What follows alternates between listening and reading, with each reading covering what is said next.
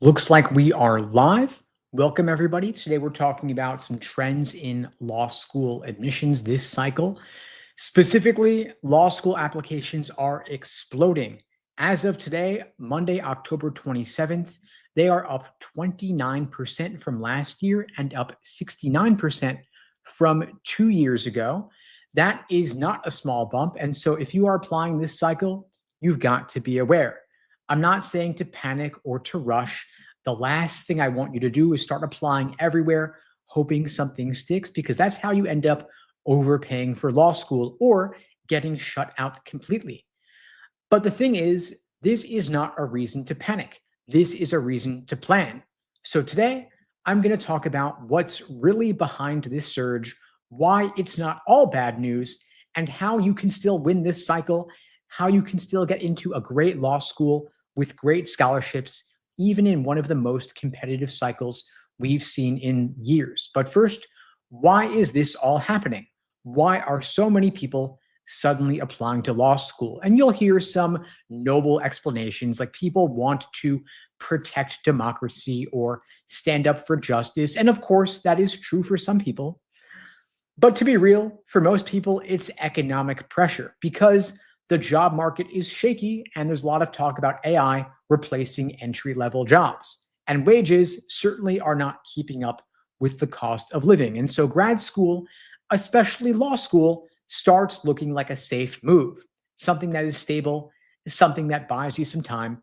And I've been doing this for 20 years. I saw this back in 2008 after the financial crisis. I saw this in 2020 during the pandemic because when the economy gets rough, law school applications skyrocket. Law school becomes the safe harbor. But when everyone rushes to the same harbor at once, it fills up fast. And that's the moment we're in right now. And so if you're thinking about applying to law school this cycle, I want you to take a serious look and ask yourself, am I running toward something I actually want, or am I just running away from uncertainty? Because the students who win this cycle are going to be the ones who choose law school intentionally, not in reaction to something else. And you've probably seen the headlines: lawyers are in demand, legal salaries are strong, and it's a great time to go to law school. And yeah, for some people, it is true. It is truly a great time to go to law school. But for others, that message can be counterproductive and dangerous because going to law school is not a casual decision. It's 3 years of your life and six figures of tuition. And if you're drawn to the law, the practice of law, that is awesome. If you want to practice, you love analysis and problem solving, by all means, go for it. But if you're applying to law school because you just don't know what else to do, or because everybody else around you seems to be doing it, I want you to take a good hard pause because you're taking on debt potentially. And so I want you to ask yourself, do you actually really want to be a lawyer? Not just, would I be good at law school? Would my parents be proud? Do I love to argue? But do I want to live the day to day life of someone practicing law?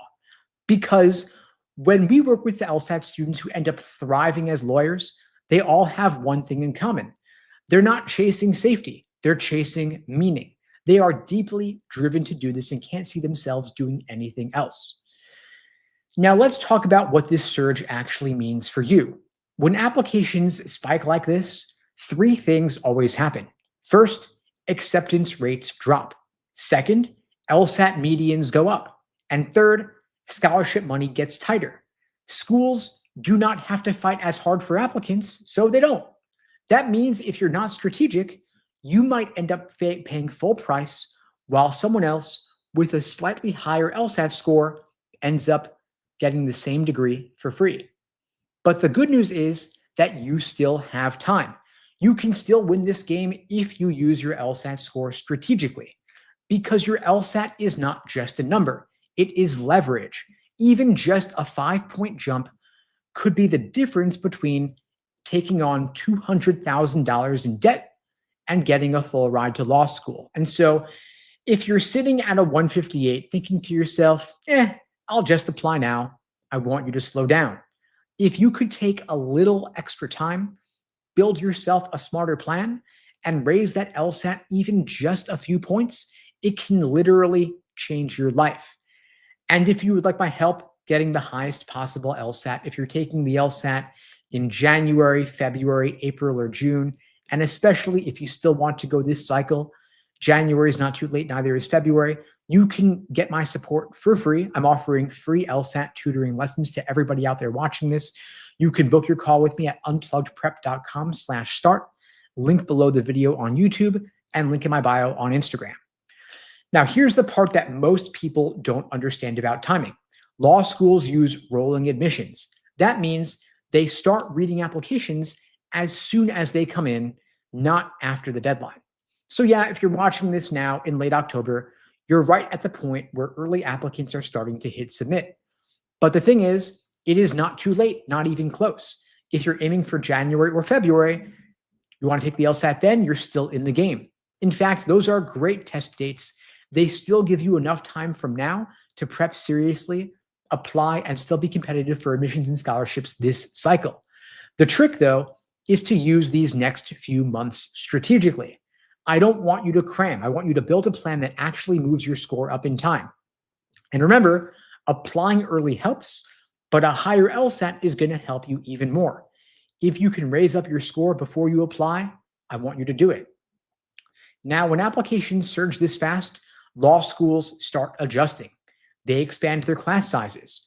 More students means more tuition dollars for them. They raise their LSAT medians to climb in the US News rankings. And this one's a bit more subtle. They quietly cut back on merit aid because their demand's already high. They don't need to spend all that money in scholarships to woo you.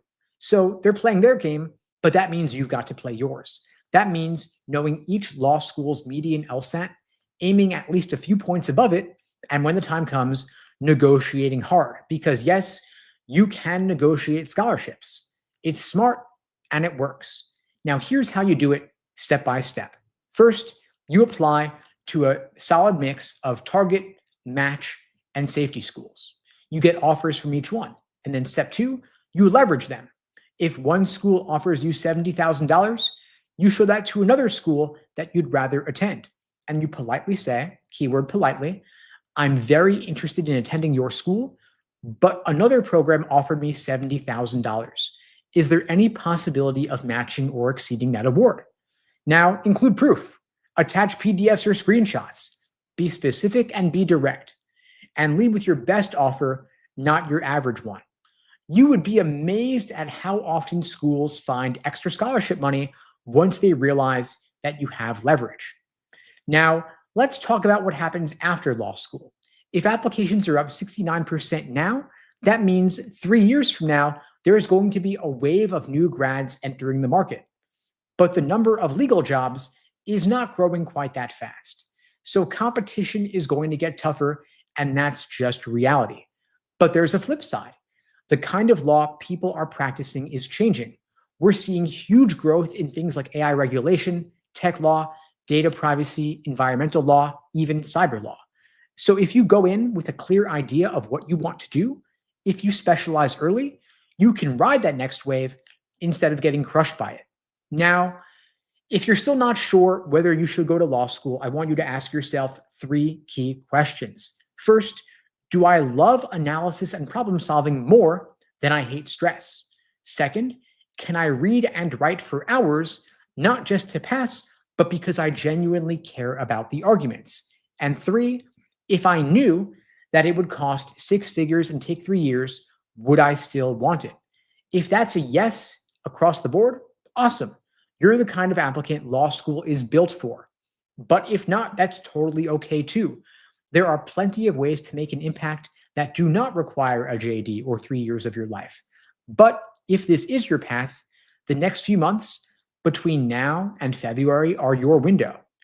This cycle is booming, but you're still early enough to change your trajectory completely. Now, let's zoom out for a second. Yeah, law school apps are up 69% over the past 2 years. And yeah, it's competitive, but it's not hopeless, not even close. This moment is full of opportunity if you stay calm and strategic. Because when everyone else is rushing, panicking, submitting weak applications, you're over here taking a breath, planning your next move, and preparing with a purpose. The LSAT does not care about all the headlines, and law schools will not reward you for panicking. They will reward you, though, for preparation, focus, and follow through. And that's what separates those who pay for law school from the people who get paid to go. And so imagine that it's next fall, you've got your LSAT where you want it, you're walking to law school on a full ride, and you're feeling calm, you're confident, you're clear, because while other applicants rushed the process, you slowed down, played it smart, and you set yourself up to win. That's what I want for you. Now, I'm not saying it's a great time to go to law school for everybody, but it is a great time to go if you prepare smart.